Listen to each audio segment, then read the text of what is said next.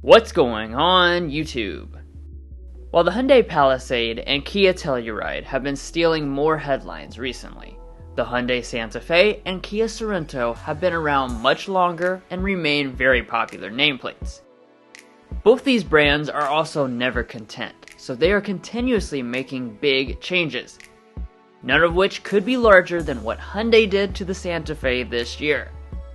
So today we're going to square off this all-new, radically redesigned model against the also heavily revised Sorento to see which one is the best pick for you.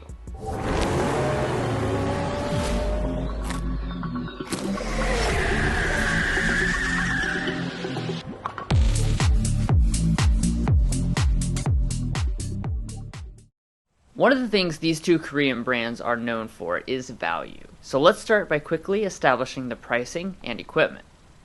Starting with the all-new Santa Fe. Even if everything else has changed, the pricing actually hasn't changed all that much. We picked a middle trim, like most people will buy, and the total price came to $42,535.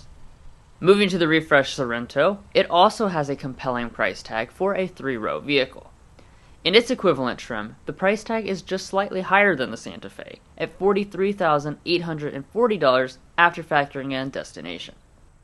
By the way, if you want to get the best price from local dealerships and access to invoice pricing information for these two models or any vehicle, we have a tool on our website to do just that. Check the link in the description for more information. Now, as far as this comparison, it will be conducted objectively. We have done our best to weigh the points awarded throughout in major and minor categories, but at the end of the comparison, we will sum up with our thoughts and revisit the price difference for an extra value assessment. With that being said, let's get into it. So starting with the exteriors, what can I really say that you can't already see? The only thing that makes this all-new Hyundai recognizable as a Santa Fe is the badging on the back. It has transitioned to a fully boxy design, and based on what we're seeing in the comments so far, some will love this and some will not. Compare that to the Sorento, and Kia has kept a more conventional look, even after they made changes to the Tiger Nose grille up front. Both these trims are designed to look more rugged, with blacked out elements. And then checking out the lighting, both will certainly stand out design-wise here as well. As far as functionality though, both have projector LED headlights and bold daytime running light shapes. One difference to note is that only the Sorento will have fog lamps, and both these versions have a little over 8 inches of ground clearance. Moving to the sides, you will see that both these two are probably larger than you expected. Santa Fe underwent a growth spurt this year, so it would accommodate the new standard third row like the Sorento has offered for a few years. We will talk more extensively about that later in the comparison, but as far as exterior concerns, we have raised roof rails on both and a cool handle to help you access them on the Santa Fe. The wheels are 18 and 20-inch alloys respectively, but if you want to go off the beaten path, this Santa Fe has all-terrain tires, something only the fully loaded Sorento offers. And now we come to the rear, the most controversial part.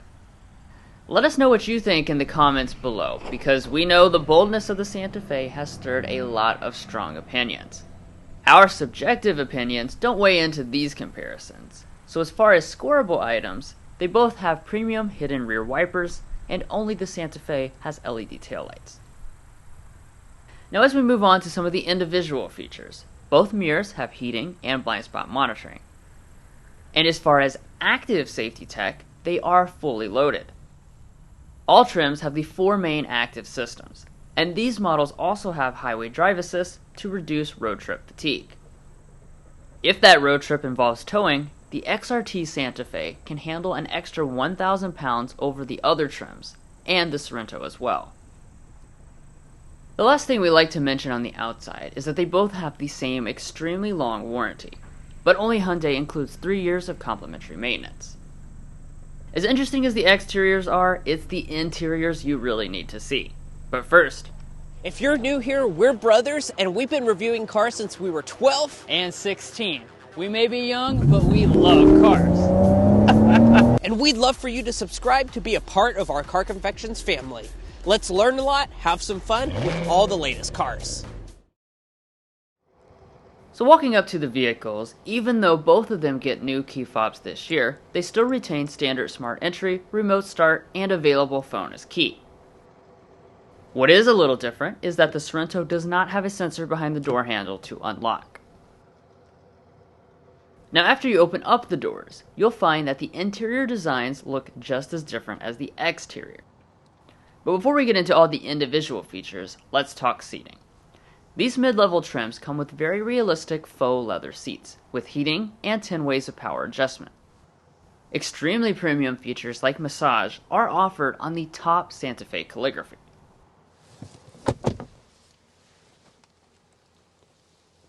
Now let's fully climb inside and talk about the major category of material quality. Both these two seriously impress with quality selections even on these more affordable trims. We have leatherette and padded plastic over pretty much everything you touch in the day-to-day. And anything that's not padded still feels very solid without any gaps or creaking when you push on it.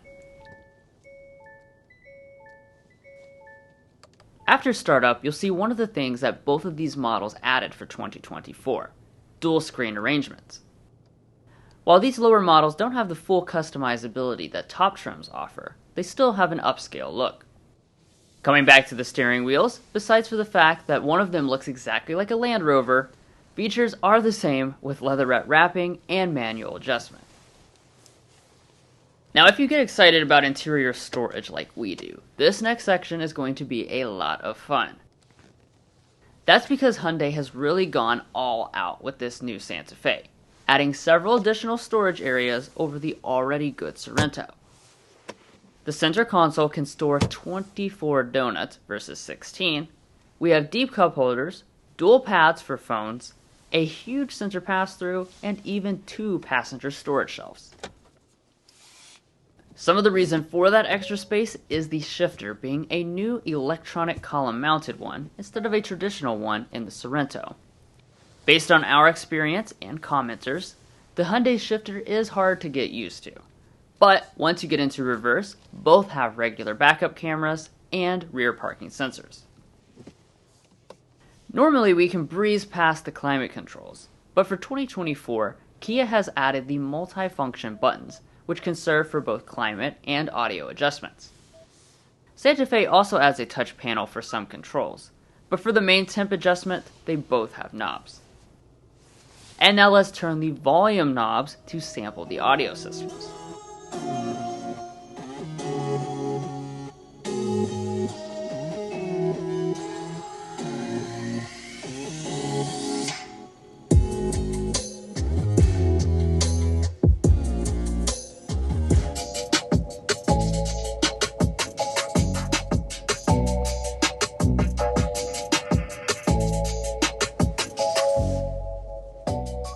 Even though these are not the upgraded Bose sound systems, both are perfectly adequate.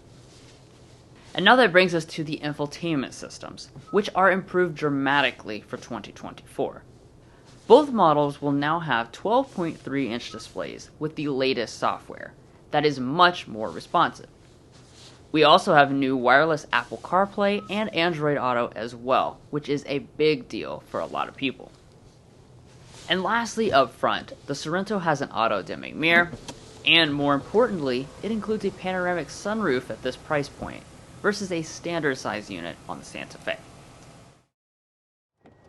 Alright, now it's time to dig into the equally important rear seats and cargo areas. Starting with the second row measurements, they are very similar, as you'd expect for models with the same basic underpinnings. Santa Fe technically has the advantage now, but by less than the 5% difference required to score a point. Amenities-wise, these lower trims don't have quite as much, but both of them will still include rear vents and USB ports, as well as storage or 12-volt outlets respectively. You probably noticed that today's testers have different seating configurations. Some people prefer captain's chairs, and some prefer the bench, so we won't score anything here. But just be aware that only the 2 lowest trims of the Sorento have bench seating, while all the trims of the Santa Fe do, except for the top calligraphy. Regardless, both have 2 more seats located in the third rows. As I mentioned earlier, this is a new standard feature for the Santa Fe over the previous generation. And you might be surprised to find out that space is very similar to that of a Toyota Highlander. While best for kids, adults can fit back here. And while all the measures are under a 5% difference, the extra 2.5% of headroom in the boxy Santa Fe is noticeable. Both have third row vents, power connections, and cup holders, but only the Hyundai has a knob to adjust the climate. Now moving around to the rear, both have smart opening tailgates. And once they open up, this is where the boxy shape of the Hyundai really starts to help out. It can hold 14.7% more cargo with the third row in place. Although as the seats fold down, the advantage shrinks to just over 5% behind the second row and as a maximum behind the first row. Both models have manual folding third row seats, power releases for the second rows, and spare tires. Hyundai says that the reason why they went with the lower mounted taillights was because they wanted the tailgate to have a wider opening. And we confirmed with our own measurements that it has 49 inches of width compared to 43 inches in the Sorento. Alrighty, so that's it for the interiors, but now let's take this fight to the streets. While most things you see are quite different between these two models, what you cannot see is much more similar. That starts with the basic platforms and continues to the powertrains, where both are rocking the same 2.5-liter turbocharged 4-cylinder engine, mated to an 8-speed dual-clutch automatic transmission, and all-wheel drive systems. Even though there is a tiny discrepancy in the rated horsepower, they accelerate the same and both feel crisp.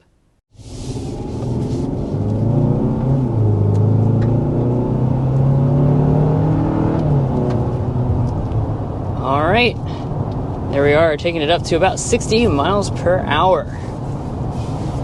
Now, when it comes to this 2024 Santa Fe, as you've seen throughout this video, there's really nothing familiar about this from the previous generation. Yeah. But if there's one thing that actually is familiar, that's what's under the hood. So, going back to what we talked about at the spec dump, we do have the 2.5 turbo model, so 2.5 liter turbo 4-cylinder engine.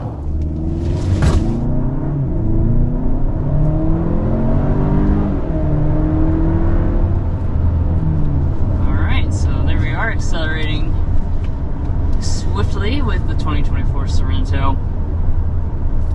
You can probably tell what powertrain that we have on board. We've got the powerful one. Let's talk a little bit about driving dynamics and comfort. Between the two of them, the Sorento is going to have the sportier feel. It is tuned to be a bit firmer, and as such, it has less body roll when going around corners. But it also rides somewhat firmer than the Santa Fe. These are pretty small differences though, so don't take it as either of them being uncomfortable. Now, I do also want to just go ahead and dive into your ride quality with this new Santa Fe. We've been behind the wheel. This is our first impressions, truly, because we just got behind the wheel of this vehicle, and I have to say the ride quality is a very good element of this.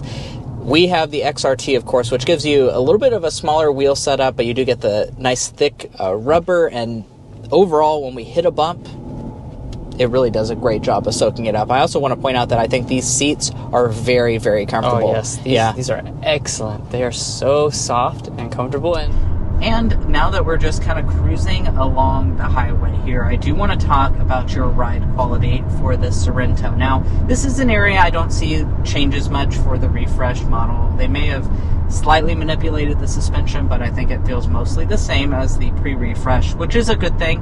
I think it has pretty good ride quality overall. I will just point out, if you choose a model with the larger wheels, when you hit a big bump in the road, you are going to have some intrusion into the cabin, so that is something to keep in mind.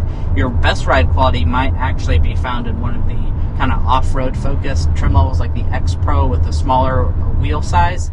It's also important to have serene environments free of loud noises. And while both of them do a good job here, the Sorento beats the Hyundai by greater than 1 decibel, which is considered a noticeable amount to the average adult. But now it's time for us to get our sound level reading, going 55 miles an hour, fan speeds on 1.